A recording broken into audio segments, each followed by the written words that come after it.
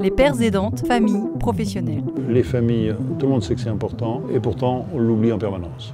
La vie des patients ne s'arrête pas aux soins, à l'hôpital ou en consultation. Aider les familles pour mieux comprendre leurs proches, c'est un atout. C'est renforcer l'alliance thérapeutique. Il y avait un maillon manquant entre les professionnels de santé et les familles, et ce maillon manquant, c'est le père aidant famille professionnelle.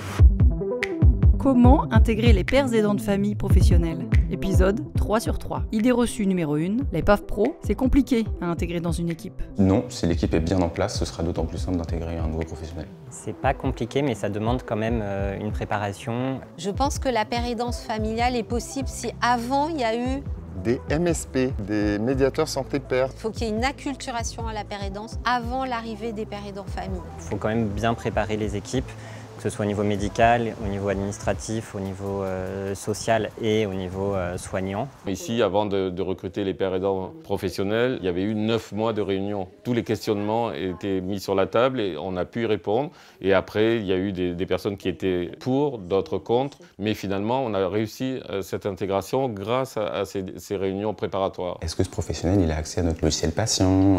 Quelle place on lui fait dans l'équipe? Est-ce qu'il a un bureau? Est-ce qu'il a la clé d'unité?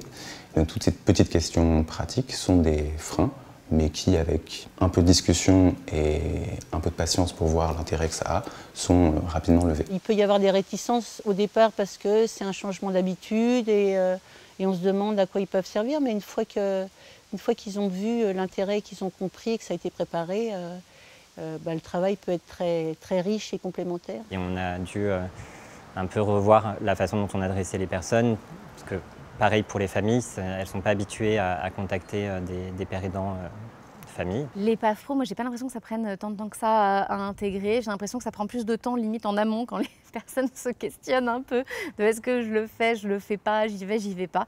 Et au final, une fois qu'ils sont là, ça prend pas plus de temps qu'un autre collègue et voire même, moi je pense que ça peut en faire gagner.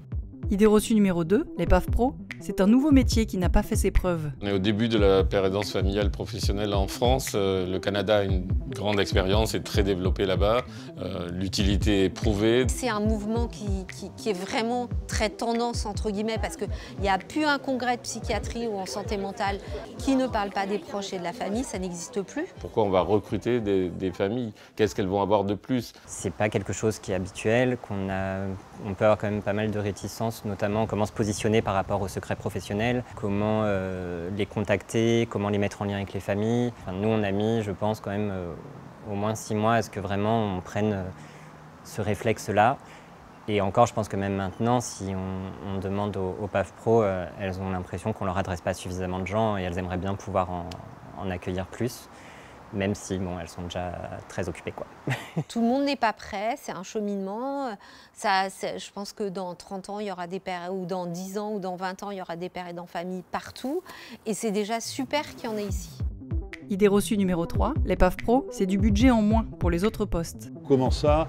On nous parle de la création d'un poste de père aidant famille-équipe, famille professionnelle, alors que les postes d'infirmiers, d'aides-soignants, de psycho ne sont pas pourvus. Comment justifier qu'on ne paye pas assez les soignants assez bien et qu'il y a un problème de recrutement de soignants, mais qu'on peut recruter d'autres professions? Le financement de ces postes a été assez audacieux et original, parce qu'en effet, c'est un métier qui n'existe pas dans la grille de la fonction publique hospitalière. Il a été créé, il n'a pas été pris aux dépens d'autres professionnels. Ça, c'est important de le souligner. C'est pas aux dépens de postes d'infirmiers ou d'autres postes de soignants. Et donc, c'est une expérimentation qui est partie du pôle et qui a sollicité une subvention privée de la part d'un mécène. Et à la fin de la subvention du mécène, le pôle s'est retourné vers l'établissement qui, après avoir accueilli cette demande, avec plus ou moins d'attente et de surprise, a donné un accord favorable pour pérenniser ce père aidant famille professionnelle. Que si une famille va bien, elle aide aussi au rétablissement de la personne concernée. Et l'argent qui est dépensé pour payer le père aidant famille, ça fera des économies par rapport au suivi de la personne.